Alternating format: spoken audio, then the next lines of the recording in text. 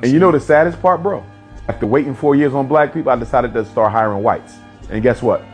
They did in 1 year what the black people couldn't do in 5. White people overcharged us too, but they finished the work. But let me give you this though. And I can say this now because I'm over it.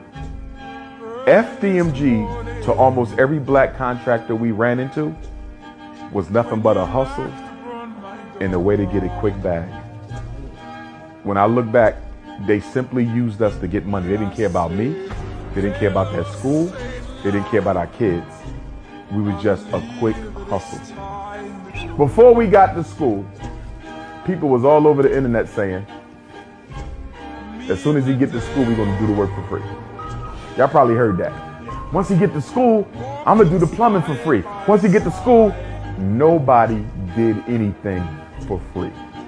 That was all cap.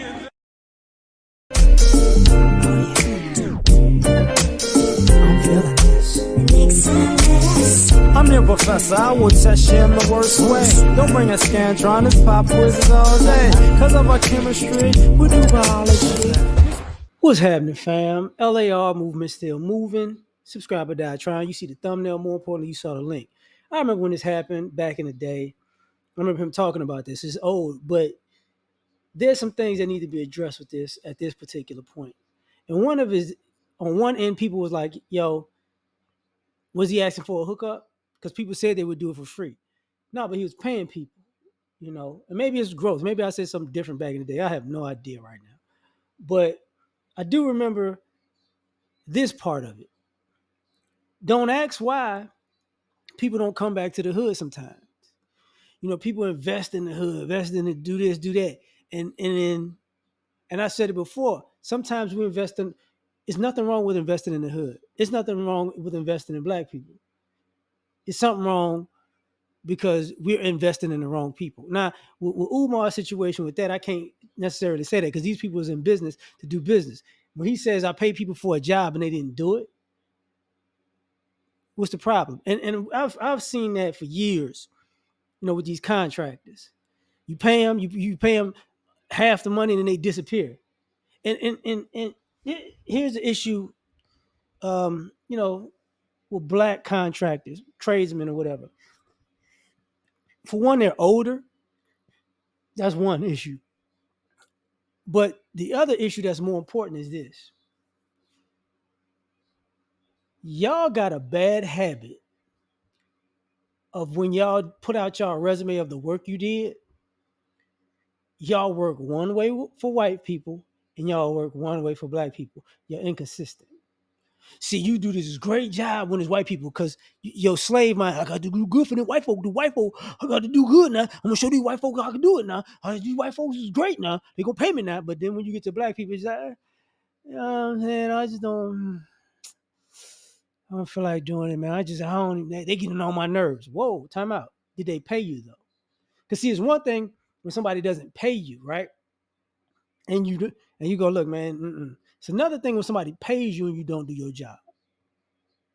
So that's one part of it.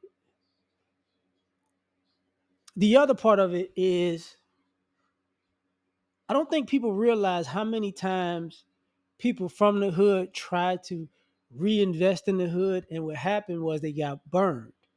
And because it is not talked about enough that's why you're seeing people do quote unquote the bare minimum, because people used to do a bunch of stuff, but it just didn't work out.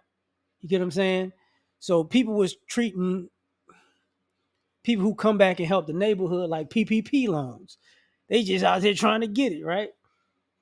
And then the interesting thing is years later, the people that burned the people who tried to help the hood, they really didn't have no remorse at that time. But then when their kids and nieces and nephews and cousins and grandkids needed help, and they're like, they're not telling their families, yo, the reason why these people ain't coming here because when such and such came, I played them. When such and such came, I played them. So now I didn't realize that these successful people from this neighborhood, they made it, quote unquote, and they have a relationship with each other. And one person, the first person that got burned, told the second person, don't do X, Y, Z, X, Y. And some of them people listened halfway or didn't listen, and they got burned again. And that person told the third person, that they told the fourth person. So what wound up happening is people jumped out and helped the hood from the beginning, but then they had to get warned by a laundry list of things that was going on. And then you got the thing where people go, man, if we could only come together and do X, Y, and Z. And it's like, come together with who though? Who? Because, I'm not them people from back in the day that was doing X, Y, Z. You're not. You're not. But your friend is. But your brother is. Your sister is.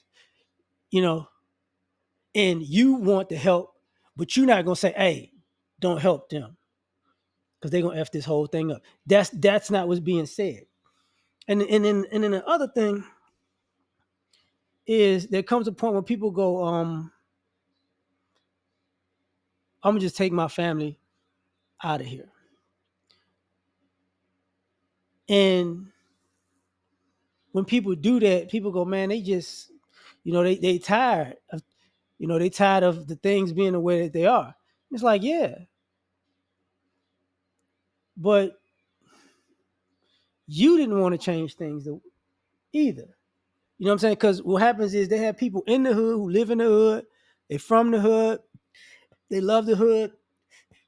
And they want to do whatever little part they could do. And y'all overdo it with them too. Y'all just overdo it with them too. So what you wind up when people talk about like crabs in a barrel or people having bad attitudes or people being entitled, what actually wound up happening was the people with the bad attitudes and entitlements and dysfunctions, they couldn't leave.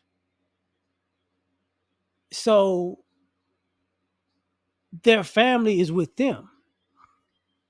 And everybody around them left, whether it's super successful or they just, went up a different class. They left.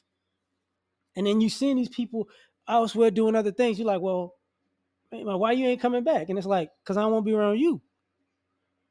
No, I ain't finna. Because you gotta take into consideration. And this is different.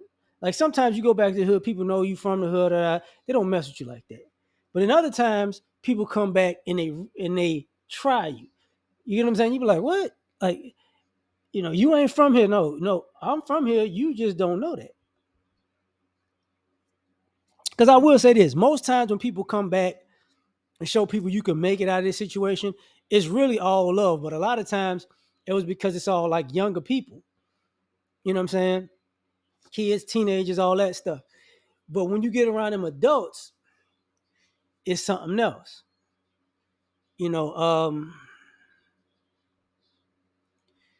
Because using his reference of he had faith in his people and his people played him. But there's gonna be like 5-10 years from now, people are gonna go, man, I wish we did have that school that Umar was trying to make. And it's like, I get it. You didn't want to support it, I get it. Or you supported it and it took too long. I get it. But it ain't just his fault on that one. Because he came up with the idea, he wanted the school a certain way. He knew all the obstacles he was up against. What he didn't plan for was his own people trying to do him over. Right? And and there's some black people who, if you want to be honest about it, I think Tariq Nasheed talked about that when he was doing God dog it, the museum. I just forgot the name already. Remember he said he was looking for brothers, but every now and then he had to go outside the community because brothers just wasn't doing the job. And there comes a point where the people who want the community to go forward are going to have to really crush the people who set in the community back. So that's just my point on that. You tell me what you think. Like, share, subscribe. Catch y'all on the next one. Peace. All I ask